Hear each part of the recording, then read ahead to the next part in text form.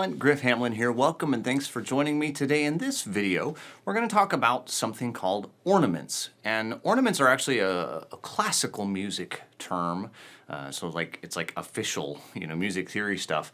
But it's kind of simplified when we apply it to the guitar. And so I tend to talk about two or three different things. One thing that I talk about a lot is what I call a tweedlie.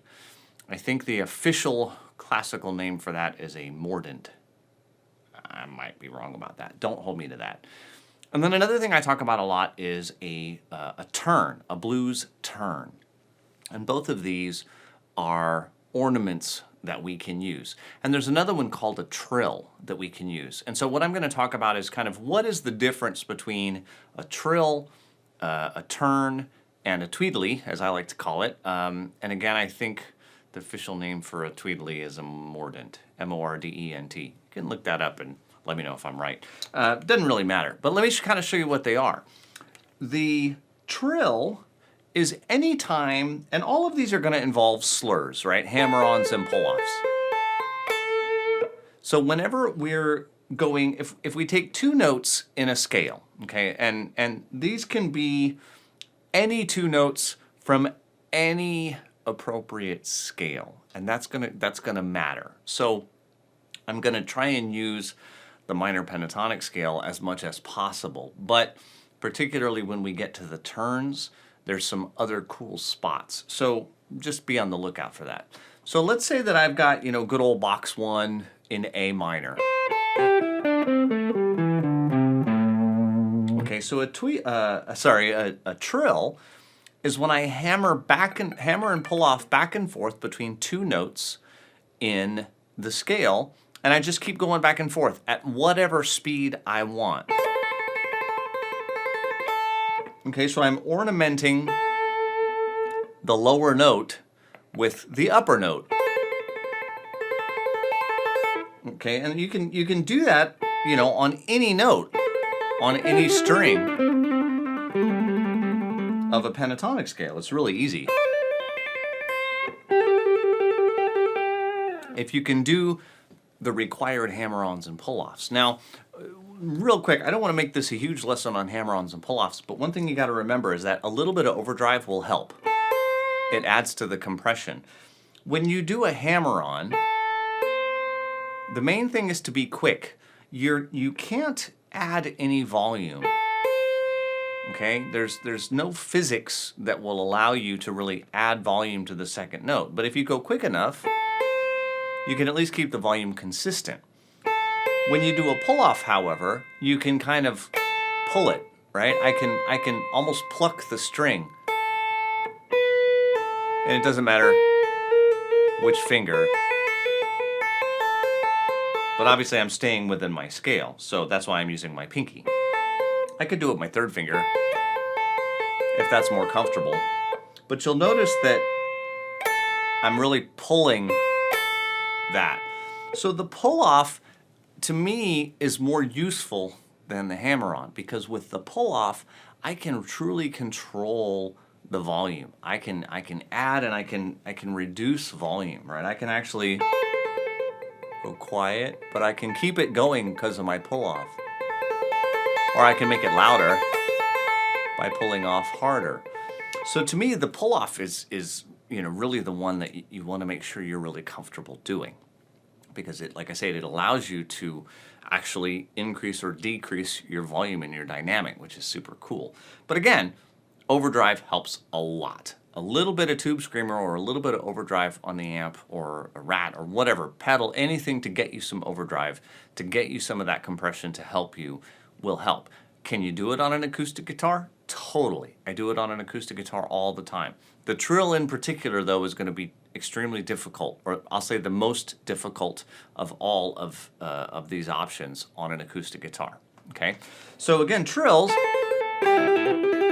are, I'll say, somewhat random. It's just as fast as I want to go.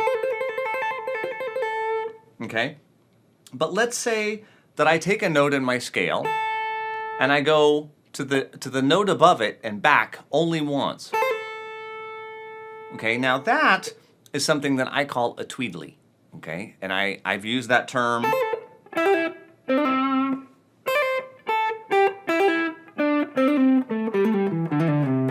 used that term for as long as I can remember, decades.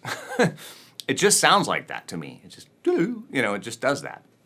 So again, I think the official name for that is a mordent, but I don't really care. It's a tweedlie. That's always what I've called it. It's probably what I always will call it.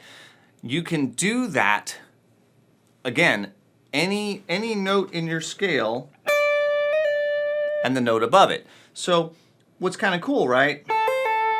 So let's say as I'm going down through the box one, every time I get to the lower note of the pair, I can do, instead of this, right, I can,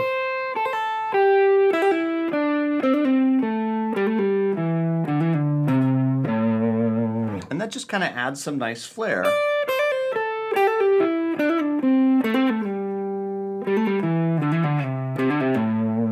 Right, and of course you can get carried away with it, but it's nice, you know, if you're, instead of 1, 2, 3, 4,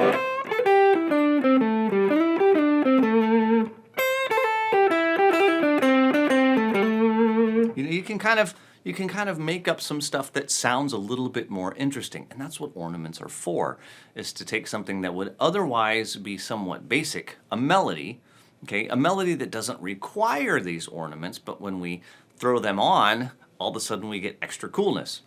And it's all about extra coolness. Now, I'm going to take, let's say that I'm up here at the top of box 2. So, right, or you could call this the 4-note solo pattern. So I'm in A again, and I'm up here at the top of box 2 at the 10th and the 8th fret. When I get to the 10th fret on the first string, I can do a tweedlie just to the note right above it, a half step, which is the flat 5. Okay, there's a flatted 5 right there, a blue note. Okay, well what happens is if I take a tweedlie and then I go down to the note below, I get what's called a turn. Now, officially, I gotta be clear about this. A turn, I believe, is officially defined as going around the note and coming back to the original note. I often don't come back to the original note, so maybe this isn't an official classical turn, so therefore I'll call it a blues turn, okay? But we do this all the time. So instead of 1, 2, 3, 4, I do this. 1, 2, 3, 4. Right? And so I've just added that little tweedlie basically and then gone down. So you can kind of look at the tweedlie and the turn as they're very, very closely related and they're very similar. To me, the turn is just, it's closer. It's usually just that half step, right? Because theoretically, you know, that would be a turn by that definition, but that distance there is more than 1 fret. And that sounds different when it's only that one little fret to go.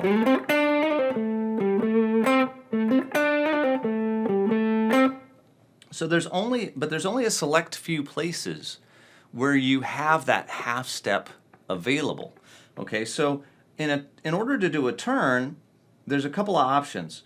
In the minor pentatonic scale, really the only option is at the 4th of the scale, because we have the flat 5.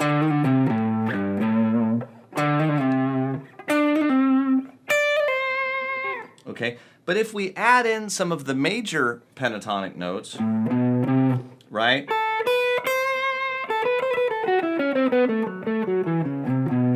We have some other options. Because the 2nd of the scale, we can go up to the blue note, which is the flatted 3rd.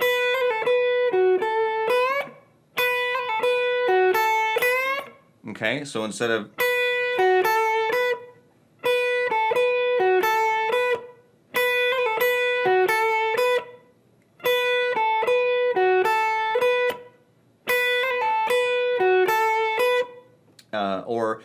The other option is at the 6th of the scale.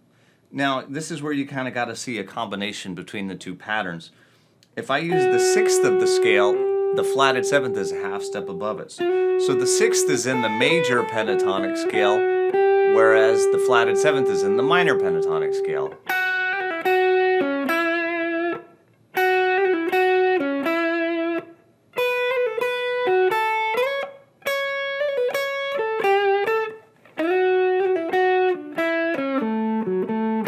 So instead of, just simple,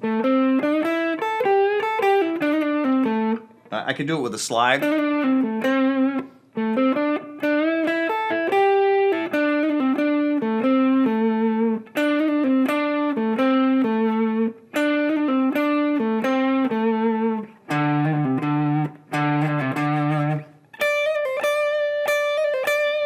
Okay, it'll work any one of those three ways. There's just a lot of different ways that you could potentially use this idea. And what it'll require you to do, again, is to look at simple melodies or simple licks that you already have and look for situations where, you have like a descending line, right? Or descending through the scale. Right, so there's a simple lick. So we could put a tweedlie in there. Right, or I could maybe do something like that to get that. And you just sort of have to play around with these and make them comfortable. But if you get used to just being able to play the little thing, just the little turn. If you just learn how to do it on that, 4 to the flat 5, the first way that I showed you, if you just get to where you can play that and play it comfortably and do the hammer-ons and the pull-offs, you'll find that it'll ease its way into your playing fairly. It's fairly straightforward once you can actually execute it, and you've played it a bunch of times. Your ear will tell you, oh, this would probably go good here, right? And you can just kind of throw it in and just try it out. It's a great sound. All of these are great sounds. The trill is a great sound at times. The tweedlie, of course, incredibly effective. So much blues music uses it. Eric Clapton, Johnny Winter, Jimi Hendrix, you name it, they use that. The turn is a little bit more complex, admittedly. It's a little bit more difficult. I do hear, I actually originally heard it from Angus Young. He plays it in the Back in Black solo. So for, classic rock lovers, it's also, for blues rock and classic rock, which is very blues based, it's also a fantastic sound. But you hear it, guys like Matt Schofield, Robin Ford, many modern blues players use that turn. It's just a fantastic sound. So I hope you'll play with it and have some fun with it. Hope you dug this lesson and this video, and I look forward to seeing you again very soon. Take care.